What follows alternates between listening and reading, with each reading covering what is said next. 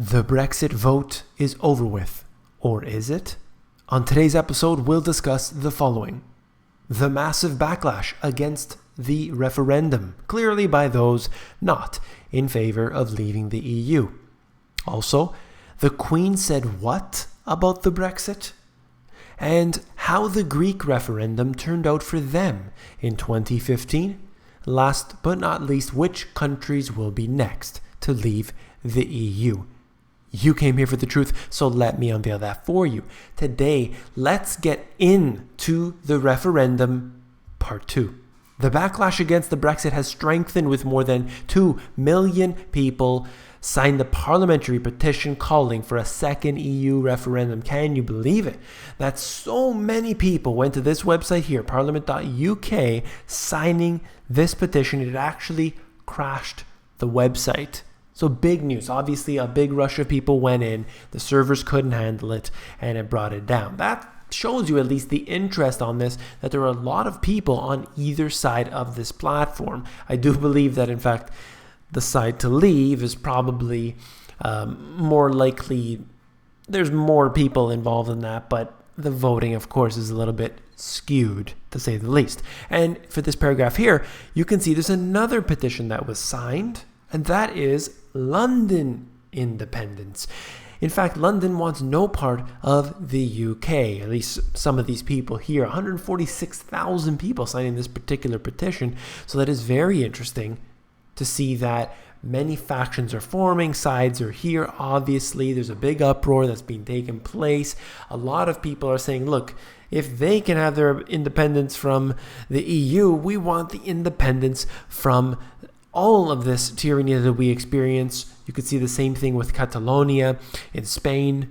Everyone wants independence. So it's very interesting. I'll show you that in a moment, a little bit more examples of that. So let's move on to the next article as we look at a slowdown in trade growth has already gripped the globe over the past several years, according to data from the World Trade Organization. Prospects now look bleak for the new trade agreements, including the Trans-Pacific Partnership. Everyone loves that one, TPP. And a new accord between the United States and the European Union, no matter who wins the next election. So what we're seeing here is the TPP and all of the other trade agreements, in fact, are going to be affected by a Brexit. That's right. Because the Brexit, apparently, which will take apparently 2 years, so they say, to take place, it's going to have such a big impact on the TPP. In fact, the global economies around the world are going to crash. Everything is going downhill. The sky is going to fall. It's going to be the next apocalypse, according to the mainstream media, according to all the government officials who have come out and said all this. But think about it. Prior to the EU, was there not Britain? Was there not UK? Was there not every other country affected? The US, France, Germany, everyone. I'm pretty sure they all existed prior to the EU. They were doing trade with each other. That isn't something new. It's so ridiculous the way that they claim that everything is going to be such a big problem because of things changing. But it's changing back to the way it was. And based on my calculations here, I believe that the UK was doing a lot better prior to entering the EU. And that's just looking at it from the outside, of course. So there's more in here. It's talking about Donald Trump and everything, but I'm going to move on to the next article. As you see this right here, if you haven't seen it, it's quite interesting.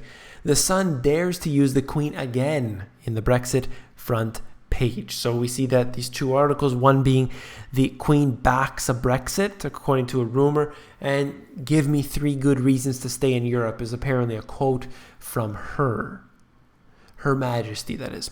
So you're seeing right here the Queen, Lord, the Emperor, right here, the Queen, and in fact the Emperor of Canada as well, and essentially saying, look, we don't even need this EU, let's get out. She's supposed to be politically neutral. We don't know if this is true or not, but would be interesting. And if the Queen is backing a Brexit, truly backing a Brexit, something smells very fishy. Because this is not a minion of the system like Cameron, like Obama. We're talking about very high level people that we've seen before in the public eye. Monarchy are generally not just minions of the system. They're actually commanders. So if they're backing a Brexit, something's up right here. So let's keep our eyes on that. At least, what we see in the news, whether it's leaked information, whether it's true, whether it's just false, who knows? But that is needed to be taken with a grain of salt because we don't know what's put out there as propaganda. We need to understand that.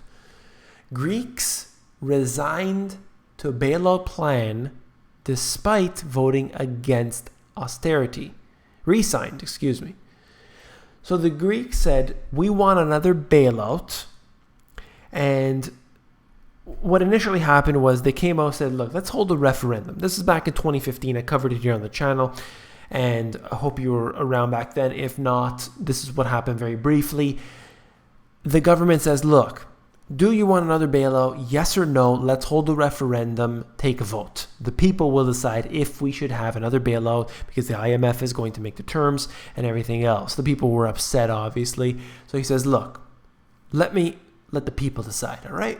You decide. The people voted no. We do not want another bailout. And immediately, almost immediately, they went out and said, look, we're going to get the bailout. We don't have another choice. Screw you to the referendum. What does that say about this current referendum? That they can simply just change their mind at any moment. I'm not saying that's what's going to happen. There may in fact be a Brexit, but don't believe that the Brexit is necessarily going to mean that Britain is going to leave the EU. They're going to play tricks. I think it's beneficial if they leave the EU. I'm in favor of that. But don't necessarily believe it's going to happen just because of the whole Brexit referendum. Okay, look at this here. As you can see right at the top, Britain activate the Article 50 exit talks as soon as possible. That's according to the EU leadership, these people right in here. And what they've said is that, look, you are now no longer one of our friends. You can get out of here and fast. They initially said it would be about a 2-year period, but those individuals I'm highlighting there are saying, get out of here. What's important to note is that they are saying specifically that, look, the Brexit is a non-binding agreement, and this is just some information for all those involved.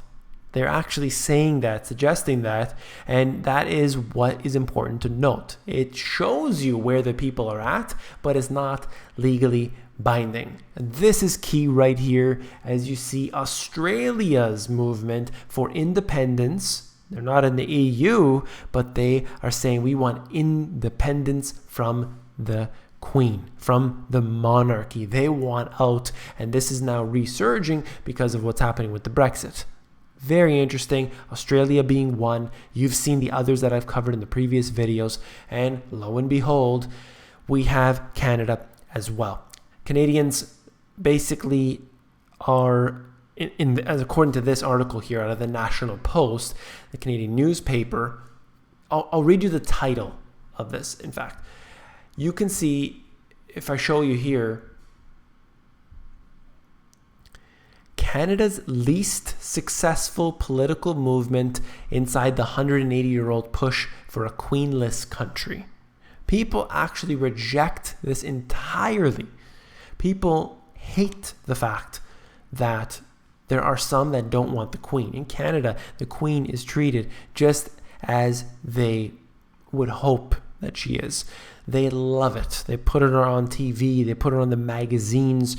And it's just so wonderful to show the monarchy, to show the Queen, and to be against it is to be an enemy of your own country. I completely disagree with it. I do not support having the Queen as the head of state. Why would you not want to have a Canadian as the head of state?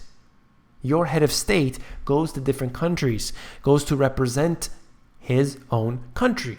But when the Queen our head of state goes to another country. She represents Britain. I have nothing against Britain, but I'd prefer to have my own head of state. That's all I'm saying. I hope many more countries do the same, ask and demand their independence. If you found this video informative, please give me a thumbs up. Last but not least, if you found the video informative, I know you will find my book, The Money GPS, even more informative. If you want to look through it, go check out the diagrams, go check out the charts. It's over at Amazon. They have a look inside feature. It will allow you to flip through the pages of the book and see if you like it. Take care.